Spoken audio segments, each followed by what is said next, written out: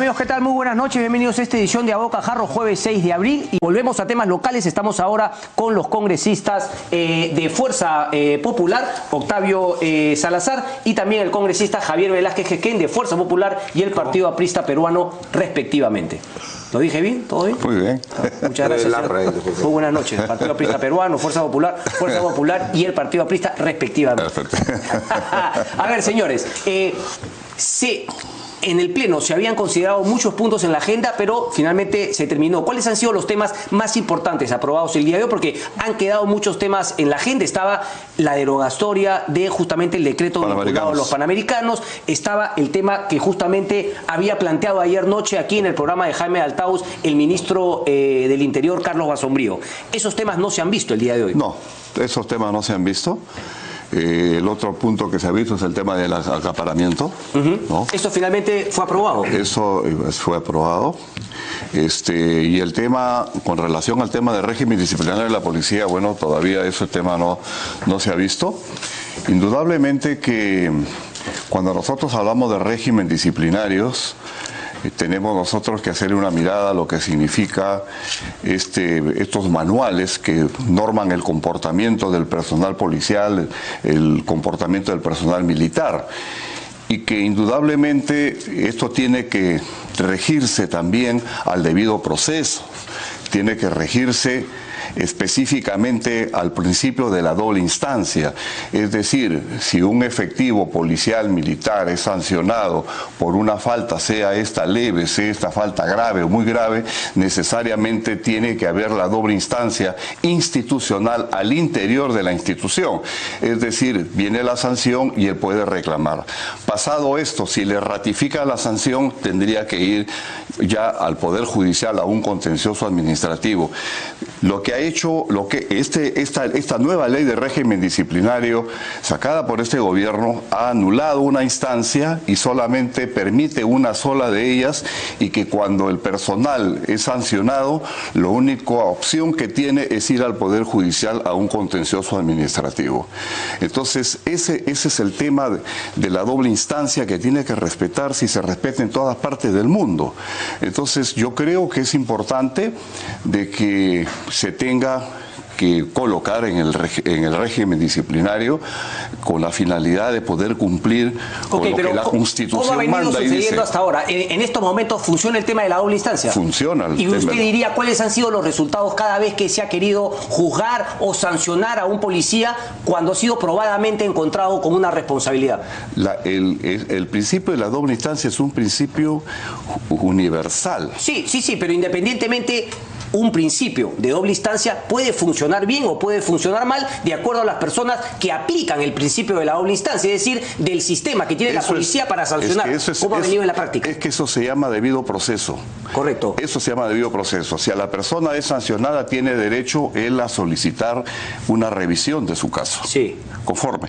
Pasado esto, si no le dan la razón, entonces esto ya va al Poder Judicial. ¿El debido proceso no cree usted que ha sido mal utilizado por algunos malos elementos de la policía? De ninguna manera, porque esa es parte de la formalidad legal que tienen todas las instituciones, así como también existe en el Poder Judicial, en el Ministerio Público, la doble instancia, pues igual también en los aspectos administrativos también es lo mismo, ¿no? Ok, Carlos Basombrío había dicho que justamente esto tenía una motivación política, como política y antitécnica, consideró el ministro del Interior, Carlos Basombrío, esta decisión del fujimorismo. Yo le quería preguntar al congresista Velázquez Jequén si tenía una posición formada respecto a este tema. Bueno, primero quiero decir que la sesión de hoy del Pleno fue infructuosa. ¿Por qué? Muy estéril.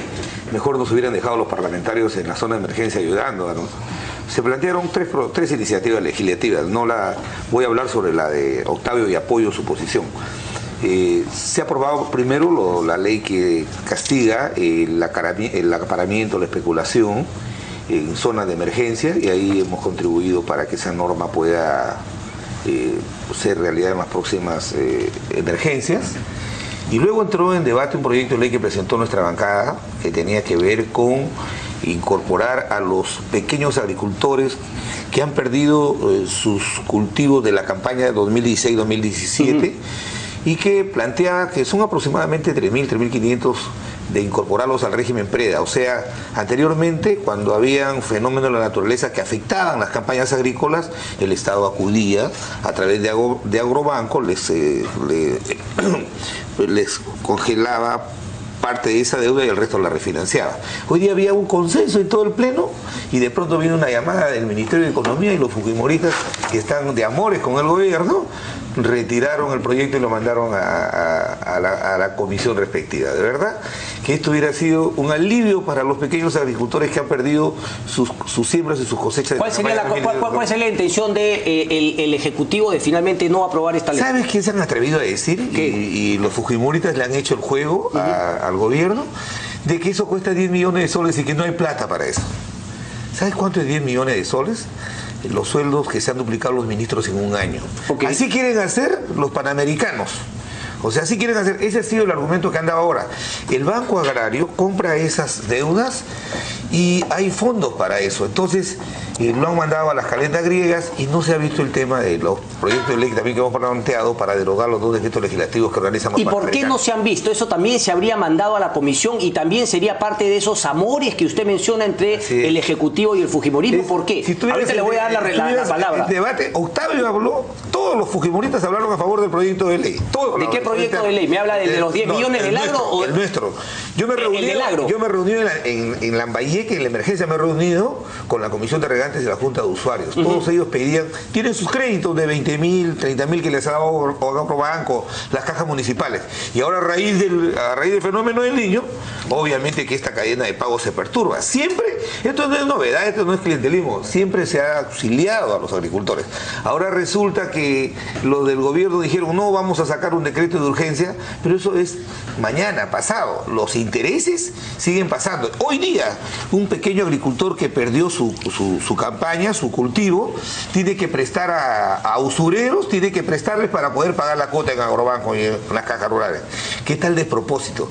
4 horas, todos de acuerdo, y luego la mandaron a o sea, Fuerza Popular estuvo de acuerdo inicialmente y después se tiró para atrás. Ok, ahorita le voy a preguntar por qué, pero le quiero preguntar por los decretos legislativos de los panamericanos, porque también entiendo, han pasado las comisiones o no. Además, quiero decir lo siguiente con relación al tema del régimen disciplinario. En cualquier parte del mundo, en la instancia penal, administrativa, civil, la pluralidad de la instancia es un derecho. Creo que hay un error cuando el ministro dice que sería terrible que no le... Estamos volviendo, al tema del decreto legislativo respecto al tema de los policías. Hay que garantizarle la doble instancia. Si hay una sanción administrativa a un miembro de la policía, hay que permitirle que la apele y un superior la revise, hay que acortar los plazos y eso puede ir al contencioso administrativo. No es un problema de las etapas, sino es un problema de que en la policía los procedimientos administrativos son lentos, morosos, eternos. Es un problema de proceso, no es un problema de lo que dice la norma.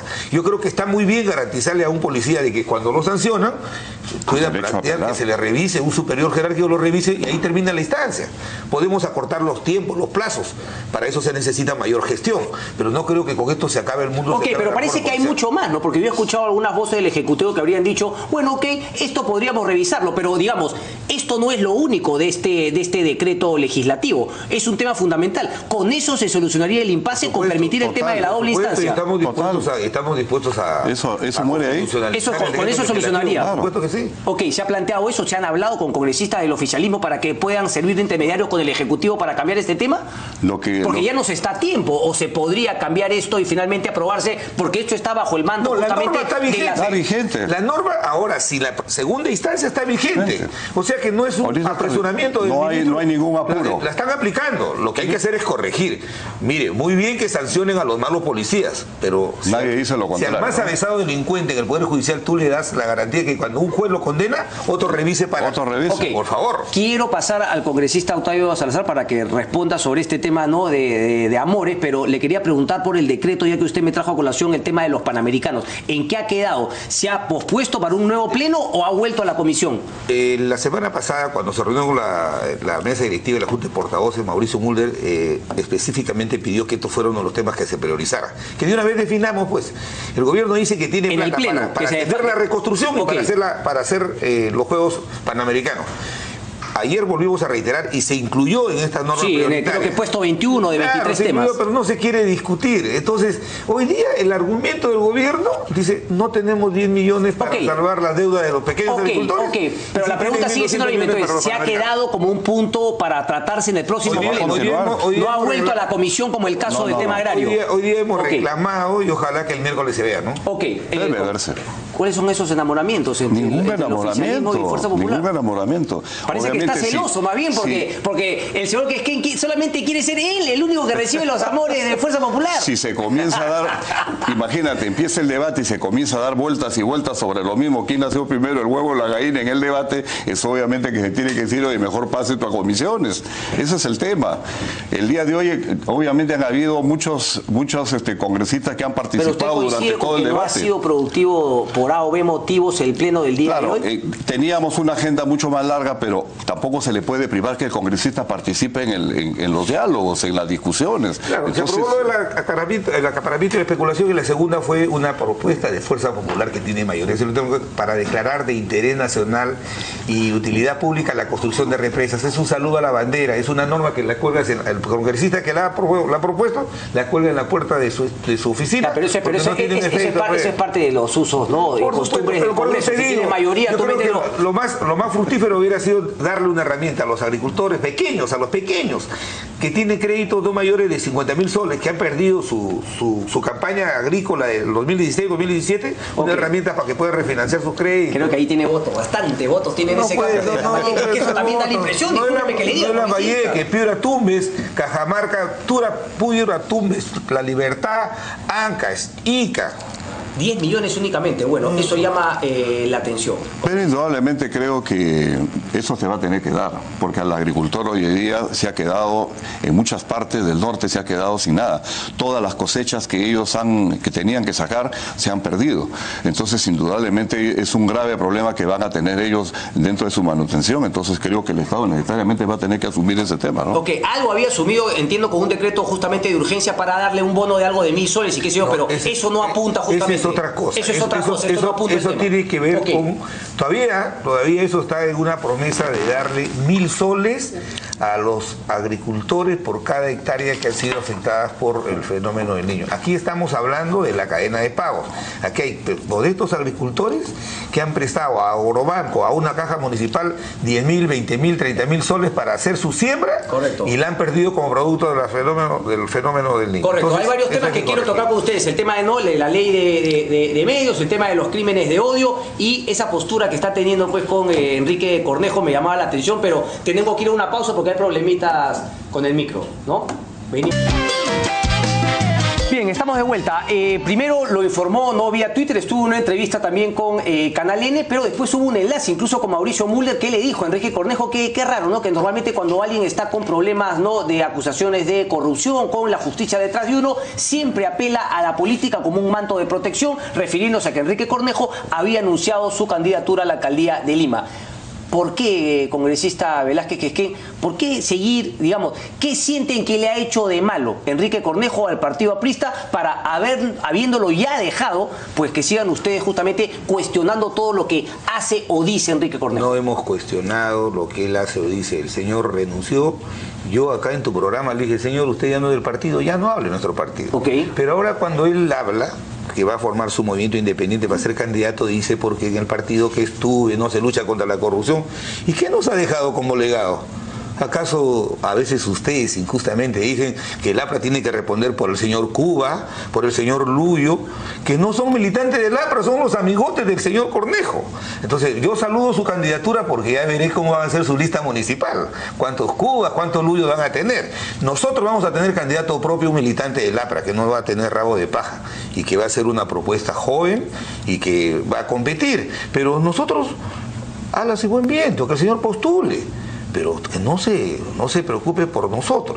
Entonces, todos los días hace su campaña atacando al partido. Nosotros somos gente que hemos nacido en el APRA. Yo no soy aprista porque me dieron un cargo de ministerio. Yo entré a los 18 años, tengo 57, hace 40 años.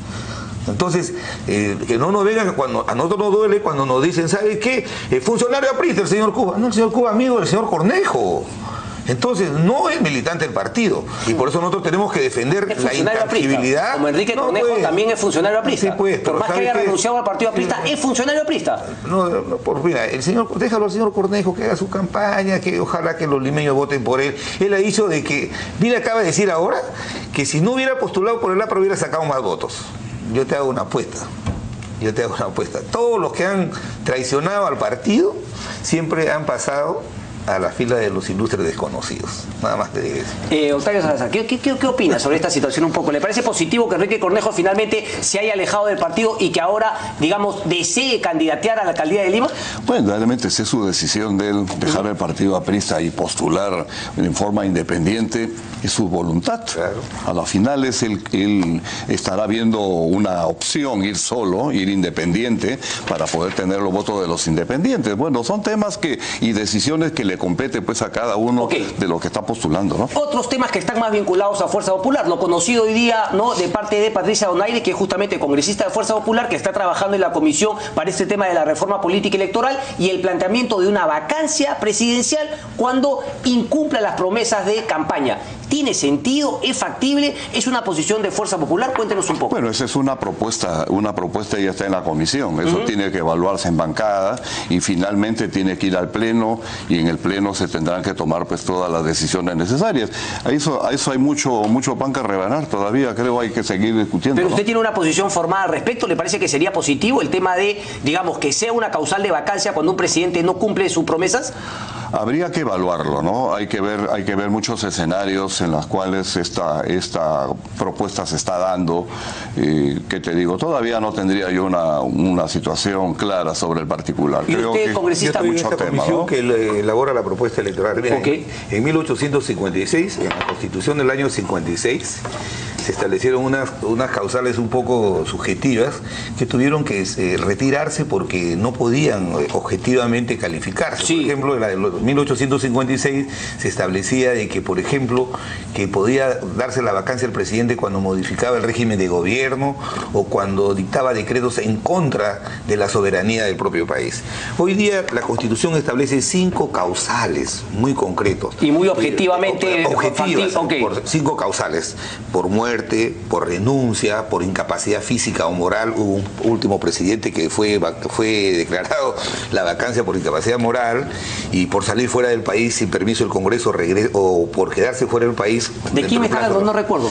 Sí, recuerdas, tienes una memoria. ¿De quién me está hablando, por favor? Diga, pues, Alberto Fujimori. Entonces, ¿sabes qué? Entonces hay esas 5 causales. Plantear, y no lo digo yo, es que he leído a los especialistas, plantear la vacancia de un presidente de la República porque no cumple su plan de gobierno. Por ejemplo, el presidente Pedro Pablo Kuczynski estuviera candidato a la vacancia. ¿Por qué? Porque él planteó en su propuesta de gobierno que iba a reducir el 1% del IGB, ¿cierto? Cierto. Anualmente. Pero ahora viene lo del fenómeno del niño y hace que replantee su política económica. Pero por eso, claro. Además, pero es que por eso yo preguntaba, ¿no? Pero digo, además, ¿quién calificaría de que ha incumplido su plan de gobierno? ¿Quién la calificaría? Entonces yo creo que es la congresista Donaire que me merece el mayor de los respetos, es una constitucionalista reconocida. Yo creo que ahí hay una especie de un tema que no lo debemos discutir porque es muy subjetivo, porque no es porque yo esté apoyando a los presidentes candidatos que proponen una cosa y hacen otra. Pero cuando tú hablas de un programa de gobierno, y ingresas, asumes el Estado y te hacen el inventario de cómo recibes el Estado, a veces no es la información que tú tienes cuando eres candidato. Correcto. Correcto. Entonces, hay cosas que son materialmente imposibles y tú tienes que redireccionar la conducción del gobierno. Entonces, un hecho de esta naturaleza podría calzar en una causal de vacancia y me parece que eso generaría inestabilidad. Por eso es que en la Constitución las 5 causales son muy concretas y muy objetivas. Por eso llamaba la atención que justamente este tema, digamos, se haya colado, se haya filtrado a la prensa como una posibilidad de que se estaba debatiendo. Además, teniendo en cuenta que yo entiendo, hay muchísimas otras prioridades para trabajar dentro de la reforma política electoral. Pero también son situaciones que están todavía en estudio y creo, obviamente, eso todavía falta falta cada una de ellas validarlas. Ok, ¿no? ok. A ver, pero congresista, pero ese argumento es un poco, digamos, es muy débil, ¿no? Porque bajo esa premisa están con la ley de medios. Entonces, primero pareció, el que pide poco está loco, que sean también los investigados. Ah, bueno, ahí la vamos acotando de acuerdo a cómo va reaccionando la gente. Yo puedo pensar en 100 leyes previas más importantes en la lucha contra la corrupción. Igualito, en este tema, uno encuentra pues 100 cosas más importantes para la reforma política y electoral. Miren lo que hemos visto, por ejemplo, en el Callao, ahora con Félix Moreno, que se empieza a desentrañar esa situación, y lo que hemos visto en Chilca con un alcalde. ¿Qué les están pasando a los filtros de la gente que llega finalmente a la política y cómo en la política se colude o coopta otros poderes, como puede ser el Ministerio Público, el Poder Judicial? ¿Por ahí no debería estar la reforma política y electoral y la lucha contra la corrupción? Pregunto yo. Y esa responsabilidad de Fuerza Popular, por eso le hago la pregunta a usted. No, indudablemente que los controles que el Estado requiere para poder que estos sistemas de los cuales está hecho el país, entonces esto empiece a funcionar. Pero estos controles obviamente tienen que guardar una lógica, y esta lógica estriba en que necesariamente todas las organizaciones encargadas de los sistemas de control tienen que funcionar. No es posible que los alcaldes hoy en día, para mí, el tema de los alcaldes han fracasado. Es una corruptela terrible. ¿Y qué será al respecto? ¿Qué se puede hacer desde la reforma electoral? Desde la reforma es que necesitamos nosotros una Contraloría que esté antes, durante y después de todos los procesos, no al final, después de, cuando ya las cosas están echadas. Okay, pero por ejemplo, una ley sencillita, no puede ser que el representante de la Contraloría en cada gobierno local sea de la OSI, le pague justamente le pague la unidad usuaria. Se pueden hacer en por favor, congresista. Por favor. Yo creo que tiene que haber una verdadera reforma. Lamentablemente, y lo digo como autocrítica porque soy parte del Parlamento, somos muy reactivos y muy coyunturales en plantear la reforma. Por ejemplo, se plantea la imprescriptibilidad para los delitos de corrupción en el Estado, ¿cierto?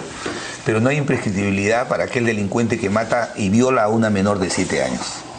Entonces, la ponderación en la apreciación del dictado de las normas tiene que responder a criterios emotivos, reactivos, de coyuntura para quedar bien en las tribunas, y no una reforma. Yo creo que aquí lo que tenemos que hacer es una verdadera reforma institucional, especialmente la política. ¿Qué necesitamos?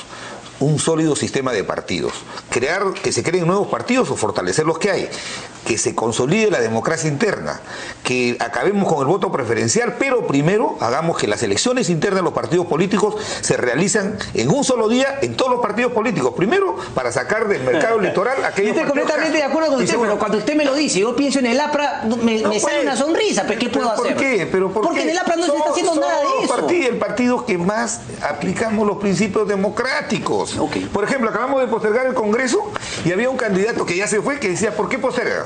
Ahora, ¿tú crees que con las inclemencias del fenómeno del Niño, tú crees que nuestros delegados en Piura, en Tumbes, en Trujillo van a poder venir al Congreso? Yo solamente me tengo que ir, desgraciadamente, pero el 1323, ¿usted está de acuerdo que era un exceso del Ejecutivo? El decreto legislativo, el de tema de crímenes de odio, ¿era un exceso, como dice Miguel Torres? Bueno, el tema ahí de fondo es que lo que se ha visto es el tema constitucional. No se está viendo el tema en sí de la norma. Y el tema constitucional en sí, o sea, no el tema de fondo, sino el tema de forma, ¿cree que es un exceso del Ejecutivo? ¿Usted coincide? No, yo soy miembro de esa comisión que hemos revisado. Y la comisión que revisa los decretos legislativos solamente se pronuncia en dos casos: si el decreto es constitucional o si el decreto ha excedido la materia que le hemos delegado. No ha excedido.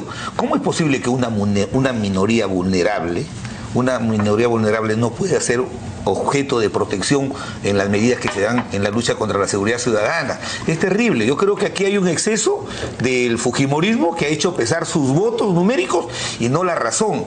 Eso es, en ninguna parte del mundo puede admitir que una minoría vulnerable como estas personas no puedan ser... Ahí hay una posición, está bien, interesante. Yo respeto siempre a mi amigo Javier. Ese ha sido mi voto el día de ayer en la comisión. Pero, su voto. Pero, ¿qué te digo? Hay que respetar las cosas. Si se sale del marco constitucional, ¿qué cosa vas a hacer? Es que es justamente una interpretación. Para algunos se puede estar saliendo y para otros no. Justamente en un tema garantista era posible darles. Pero bueno, es que eso es lo real. El pronunciamiento del fujimorismo fue de que no era inconstitucional, sino que se había excedido la materia. Sí, no se ha excedido porque sí se dio facultades para eso. ¿Le llegó la noche a Félix Moreno? Bueno, cada uno se busca las cosas que obtiene, ¿no? Al fin y al cabo, cada persona busca... ¿Llegó la noche o el día? No me quedó claro. Bueno, por lo que te digo, sí lo ha buscado y la justicia le prueba fehacientemente de que él ha recibido coimas de Odebrecht. ¿Qué ¿Usted le da el beneficio de la duda o con lo que ha salido hasta ahora no? Bueno, estamos viendo que no solamente ya hay personas que lo han sindicado, que han recepcionado, le han llevado el dinero, entonces de ser así, entonces las cosas, pues, ¿qué hacemos? Muy complicada. El colaborador 3, el que reemplazó a Barata, Ricardo Boleira, parece ser, él ha entregado información relevante. Y el Chaví también ya habló. Va a ser muy difícil. El día sábado el juez no le dé la prisión preventiva. No le dé la prisión preventiva. Y bueno, pero la presunción de inocencia lo va a acompañar hasta que lo sentencen, pero el hecho es muy complicado. Pero el sentido común también nos dice, ¿no?, que en este caso. Señores, un placer como siempre. Muchísimas gracias. Javier Velázquez, una pausa, regresamos de inmediato, no se muevan.